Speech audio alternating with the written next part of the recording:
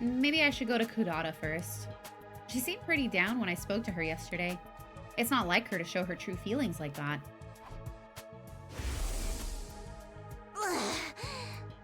Why am I the one who's still alive? Kudata. I should have been the one who died. We don't need to fight anymore. I'll bet Kudata wants to hear those words more than anything else right now. In her state, she's bound to accept all this craziness about the anti-Exodus faction and the brainwashing pretty much at face value. A twinge of guilt crept into my heart, but my personal feelings were of no concern at that moment.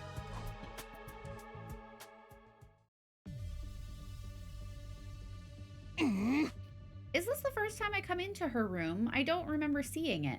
It's quite posh. What do you need to talk about so badly that you come to my room uninvited? If it's a mundane drivel, I'll tear the skin right off your face. Starting off on a strong note, I see. More important than that, though, I have to come right out and tell her. Kudata, we don't have to fight anymore. We can just run away. Huh? If this is a joke, it's even more lame than I'd expect from you. I'm serious. What? And that's supposed to make me believe you? Please just hear me out. I look Kudata directly in the eyes. She in turn glared directly back at me.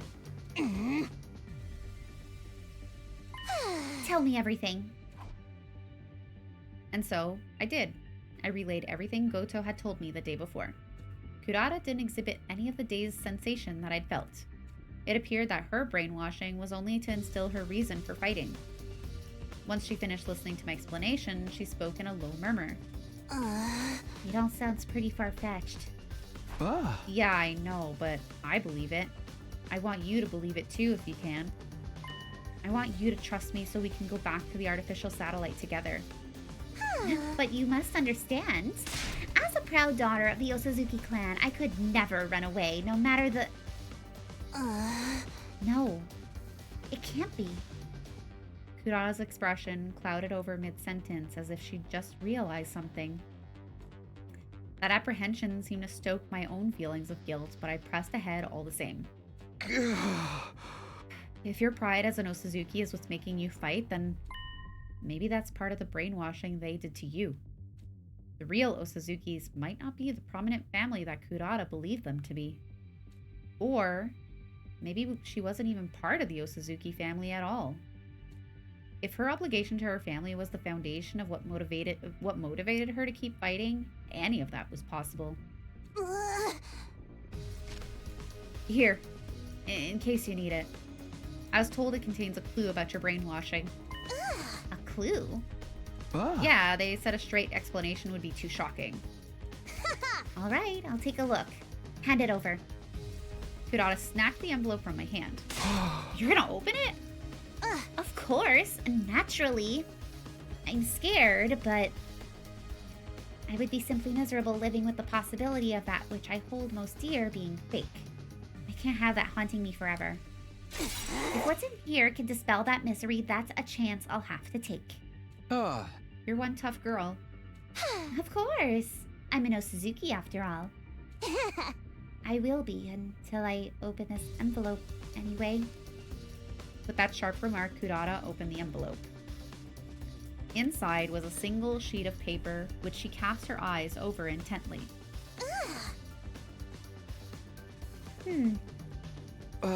What's it say? It's about my father. It says he died 5 years ago. Sure enough, I have no memory of this. I had no idea he was dead. In fact, I remember him being in fine health right before I came to this school. So your brainwashing was to make you forget about your father's passing? Yes, if I'm to trust this note, that seems to be the case. But more than that, my father, Kurama Osazuki, was head of the Osazuki clan. If he is dead, then the family is no more. I think we can say that my brainwashing was actually about the state of the Osazuki family itself. The one thing that's kept me fighting up to this point has been my pride as an Osazuki. And according to this note, all of that was a lie. My father's been dead for 5 years, and I forgot about the fall of the Osazuki family. No. I was made to forget. About that envelope, was there anything else in there besides the stuff about your father's passing? Well, this piece of paper here is a copy of his death certificate. The cause of his death was cancer, plain and simple.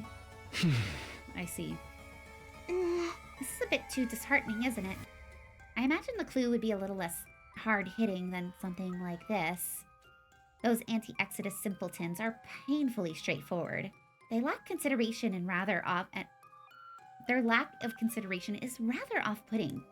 I agree. Naturally, this doesn't mean that I accept this sheet as the absolute truth. This Goto you told me about could be making it all up. He could be deceiving you, and in turn deceiving me as well. Yeah, that's a possibility too.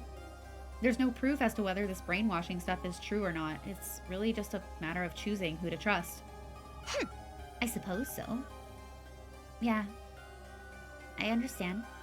That's why I'm choosing to trust you, Takumi. You are? I don't like it, but it seems like there's some credibility to what you've told me. If there's a chance we can go home without fighting, I want to hold on to it. I just feel a kind of regret holding me back. If I believe you and we choose to stop fighting and run away, then the others who died, what was the point of their sacrifice? Their deaths would have been in vain, won't they?